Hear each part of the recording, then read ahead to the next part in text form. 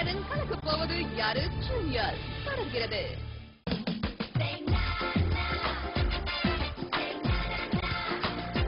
Welcome back to கலக்க போவது யாரு ஜூனியர்.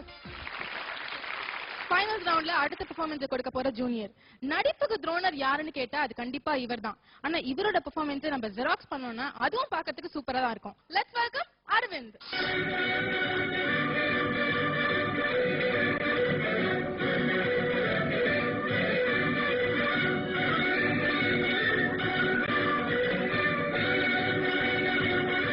வழக்கப்போவது யாரும் மேடை எத்தனையோ காமெடிகளை அறிமுகப்படுத்திக்கிறது.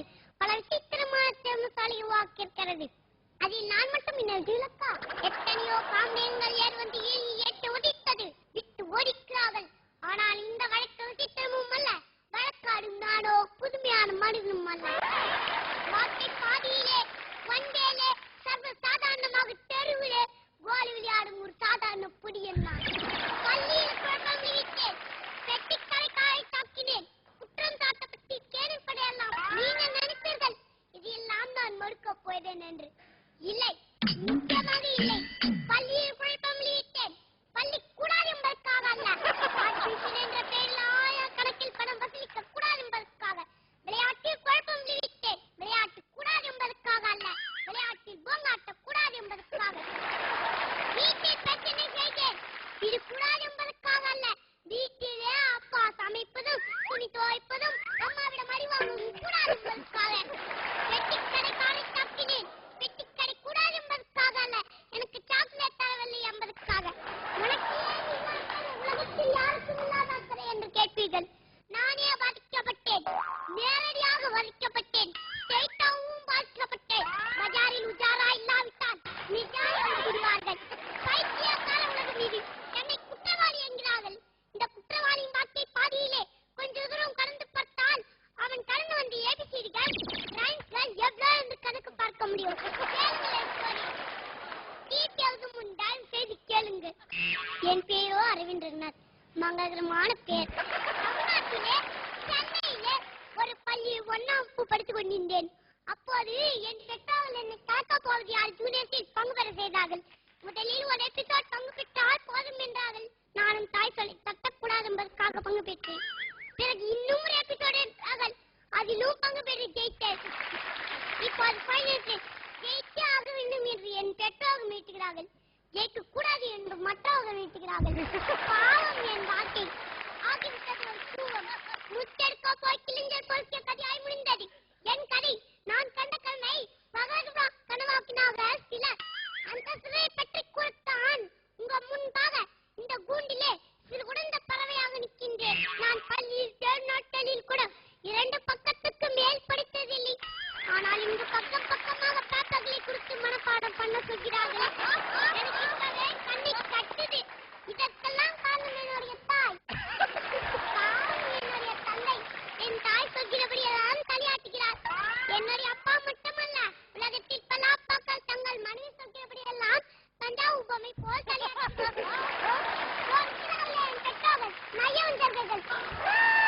ஒரு விளையாடு பாப்பா என்றார் பாரதியார். நீ போய் கலக்க போய் யார் ஜூனியர்ஸில் விளையாடி என்று என்னை அனுப்பிவிட்டார்கள். என்னை விளையாட விடவில்லை. என்னை மட்டும் விட்டிருந்தால் விடுமுறை நாட்களில் சில்ட்ரன்ஸ் பார்க்கிலே ஒரு நாள், பீச்சிலே ஒரு நாள், எம்ஜிஎம்ல ஒரு நாள் என் விடுமுறையை கழித்திருக்கலாம். இப்படி என் வாழ்க்கையை ஓட்டியிருக்கலாம். ஆனால் இதை யாரும் விரும்பவில்லை. விளையாட விட்டாலா என் பெற்றோர்கள் விடவில்லை. கலக்க போவது யாரு மேடையில் திரு பாண்டியராஜன் அங்கிளின் விருதுமையை மிரட்டியது. ஓடினேன். அச்சனை கோவில் திருப்பி என்னை பயமுடுத்தியது. ஓடினேன். தன்னாக்காவின் மேக்கப் என்னை துரத்தியது. ஆடியன்ஸின் அமைதி என்னை அச்சுறுத்தியது. ஓடினேன். விஜய் டிவி வாசல் வரை ஓடினேன். அங்கே செக்யூரிட்டி என்னை விரட்டியதால் திரும்பி வந்து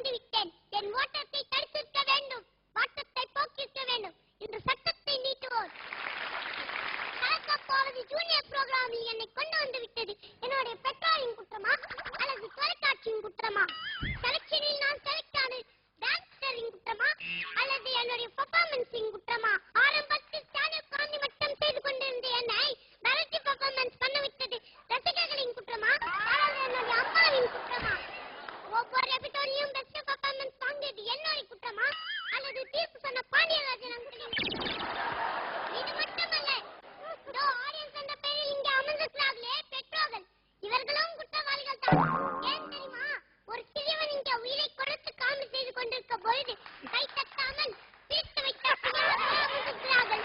ஆனால் அவர்கள் பிள்ளைகள் காமெடி செய்யும் பொழுது மட்டும் வீழ்ந்து வீழ்ந்து சிரிக்கிறார்கள், கை தட்டுகிறார்கள். ஏன் இந்த பார்ஷியாலிட்டி? இந்த நிகழ்ச்சியின் ப்ரொடக்ஷன் மேனேஜ்மெண்ட் நினைத்திருந்தால் வெளியில் இருந்து ஆடியன்ஸை வர வைத்திருக்கலாம். அவர்களுக்கு 150 ரூபாய் கொடுத்திருந்தால் 4 எபிசோடுக்கும் கை தட்டிப்பார்கள். மேலும் இந்த நிகழ்ச்சியின் ப்ரொடியூசர் நினைத்திருந்தால் வாரம் ஒரு திருப்பி விருந்தினரை அழைத்திருக்கலாம். ஆனால் இங்கேயோ ஆடிக்கு ஒரு கெஸ்ட், அமாவாசைக்கு ஒரு கெஸ்ட் என்று வருகிறார்கள். இது போன்ற குற்றங்கள் கழியப்படும் வரை அரவிந்தர் போன்ற குற்றவாளிகள் உருவாக்கி கொண்டுதான் இருப்பார்கள். என் வாதத்தை முடித்து விட்டேன். இனி தீர்ப்பு உங்கள் கையில். நீதிபதிகளின் தீர்ப்பே மகேஷனின் தீர்ப்பே. நன்றி, வணக்கம். பழைய பராசக்தி பெர்ஃபார்மன்ஸை நம்ம மறக்கிற அளவுக்கு ஒரு புது ட்ரெண்ட் செட்டிங் பெர்ஃபார்மன்ஸை கொடுத்திருக்காரு இந்த பராசக்தியில அரவிந்த் ரகுநாத். அண்ட் அந்த பராசக்தியில பார்த்தோம்னா நடிகர் திலகம் சிவாஜி கணேசனோட முதல் படம் அது. அதுல அவரோட பெஸ்ட் ஃபுல் டேலண்ட்டையும் அதுல காமிச்சிருந்தாரு. அதே மாதிரி இந்த பெர்ஃபார்மன்ஸ்ல இவரோட ஃபுல் பெஸ்ட் டேலண்ட்டையும் இவர் காமிச்சிட்டாரு. First Suja, how do you feel? எப்படி இருந்தது இந்த பெர்ஃபார்மன்ஸ்? உங்க பக்கத்துல நாங்கெல்லாம் ஒண்ணுமே இல்ல. எனக்கு ஒண்ணுமே புரியல. நான் உங்களை பார்த்ததுல இருந்து முடிக்கிற வரைக்கும் சிரிச்சுட்டே தான் இருந்தேன். எப்படி உங்களால இப்படி முடிஞ்சது? உங்க அம்மாவை ஓட்டுறீங்க, அங்க உட்கார்ந்துருக்கவங்கள ஓட்டுறீங்க, என்ன ஓட்டுறீங்க, பாக்குறவங்களையும் ஓட்டிட்டு இருக்கீங்க. சான்ஸே இல்லைங்க. I love you so much. Thank you so much Suja. Judges என்ன சொல்ல போறீங்க? பாண்டியராஜன் சார் என்ன சொல்றது இவனை பத்தி? தூய தமிழ்ன்றது ரொம்ப கஷ்டம். அதுவும் நடிகர் திலகத்துடைய அந்த உச்சரிப்பு இருக்குல்ல, நடிகர் திலகத்துடைய ஆவி இங்க எங்கேயா இருந்ததுன்னா அவருடைய ஆத்மா உன்னை பார்த்து ஐயோ இவன் இல்ல ஆடிஷன் சொல்லியிருக்கு. அதுக்கப்புறம் மகாத்மா காந்தியுடைய வரலாறுல காந்தி படத்துல கூட ஒரு காட்சி வரும். அவரை கூண்டுக்கு கொண்டு வரும்போது நீதிபதி எந்திரிச்சு நிற்பார். அந்த வகையில உனக்காக நான் எந்திரிச்சிக்கிறேன்.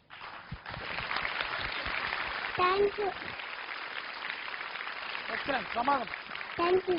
Thank you so much Pandiarajan sir. Archana என்ன சொல்ல போறீங்க? இதுல வெளி உலகத்துல தான் கலக்க போகுது யாரு ஜூனியர்ஸ்க்கு வில்லன் எனிமீஸ் எல்லாம் இருக்காங்கன்னு நினைச்சேன். ஒருத்தனை உள்ள வச்சு நாங்களே வளர்க்கறோன்றது இன்னைக்கு தாண்டா தெரிஞ்சது. அம்மா அப்பாவை போட்டு அந்த தாக்கு. ஆனா உண்மை நிறைய விஷயங்கள் நீங்க சொன்னது 100% உண்மை. 2 பேஜ் கூட நான் படிச்சது இல்ல, 5 பேஜ் ஸ்கிரிப்ட் எல்லாம் கொடுக்குறாங்களே அப்படின்னு ஃபீல் பண்ணீங்க. But Aravind, you are undoubtedly our little best boy on the show and we love you for it. Thank you so much judges. இப்படி ஒரு gloriousான performance ஃபைனல்ஸ் ரவுண்ட்ல இப்ப நம்ம பார்த்தோம். அடுத்த gloriousான performance அடுத்த டேலண்ட் கிட்ட இருந்து பார்க்கிறதுக்கு முன்னாடி இப்போ ஒரு சின்ன பிரேக். அது வரைக்கும் நீங்க கலகலன்னு சிரிங்க, கலக்கலா இருங்க. இது கலக்க போகுது யாரு? ஜூனியர். ஆமாமா, நானே டெவலப் பண்ண ஃபாரின் போறேன். நீ என்ன பப்ளிக்ல யூரின் போறியாடா? ஒரு வாட்டர் பாக்கெட் 1 ரூபாய் விக்கிறாங்க. ஆனா அது குடிச்சிட்டு பாத்ரூம் போறதுக்கு 2 ரூபாய் கேக்குறாங்க. என்ன கொடுமை தனியன். இவங்க பேர் ரம்யா. சும்மா நிப்பாங்க டம்மியா. இந்த ஷூட்டிங் ஸ்பாட்டுக்கு கடைசியா வரது இவங்க தான். ஃபர்ஸ்டா வீட்டுக்கு போறவங்க இவங்க தான். இன்சிடென்ட் கிட்ஸ் வேறன் கலக்க போகுது.